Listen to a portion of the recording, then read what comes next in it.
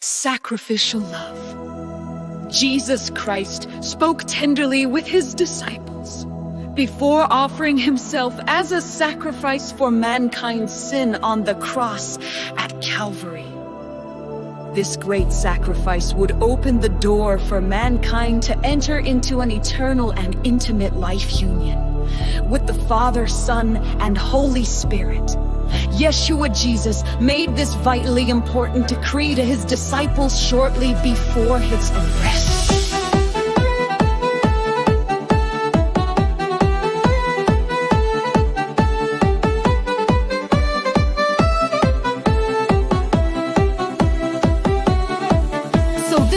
Command, love each other deeply as much as I have loved you, for the greatest love of all is a love that sacrifices all. And this great love is demonstrated when a person sacrifices his life for his friends.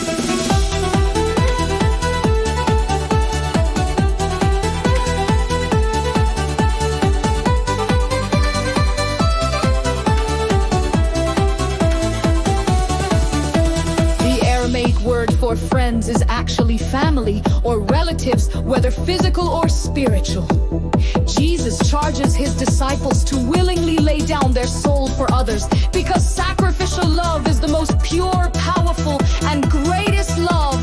What does this love look like? Love suffers long and is kind. Love envies not. Love vaunts not itself, is not puffed up, doth not behave itself unseemly, seeks not her own, is not easily provoked, thinketh no evil, rejoices not in iniquity, but rejoices in the truth, bears all things, believes all things, hopes all things, endures all things. Love never fails.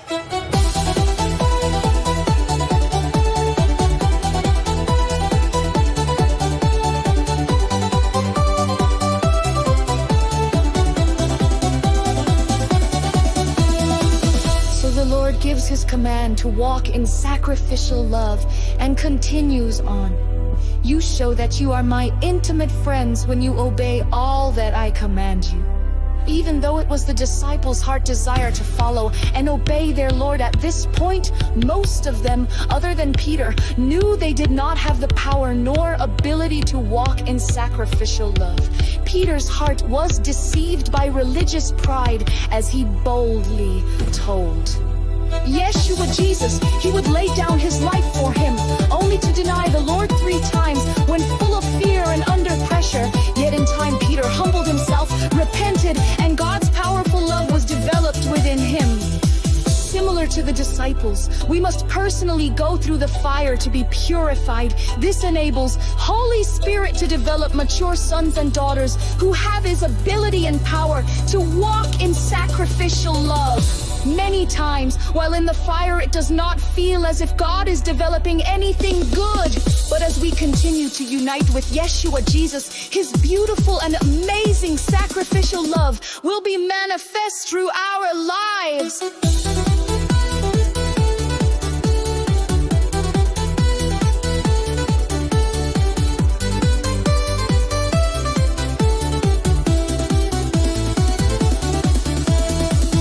Jesus gave this command of sacrificial love. He knew his disciples would not be able to follow through because of their fear. Flesh and ego sacrifice offends the flesh. He then met them at their point of need and proclaimed, "Dwell in me, and I will dwell in you." Just as no branch can bear fruit of itself without abiding in and being vitally united to the vine, neither can you bear fruit unless you abide in me. I am the vine, you are the branches.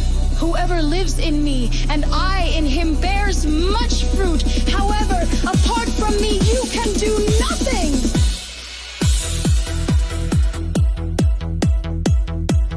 This is the ongoing spiritual process for those who long to mature sonship. Many times, we have all personally fallen short of authentically loving sacrificially. Yet, it is God's desire to grow his higher love into each of our hearts. We must first remember that we are his workmanship. Without him, we can do nothing. It is a necessity to humble ourselves before the living God and ask for for more and more grace to draw us into oneness with Him. We must remember to continually run back to Jesus as we release our self-centered wills, frustration, pain, and overwhelm. His arms are open to those who turn away from self-will and long for the Father's will to be done.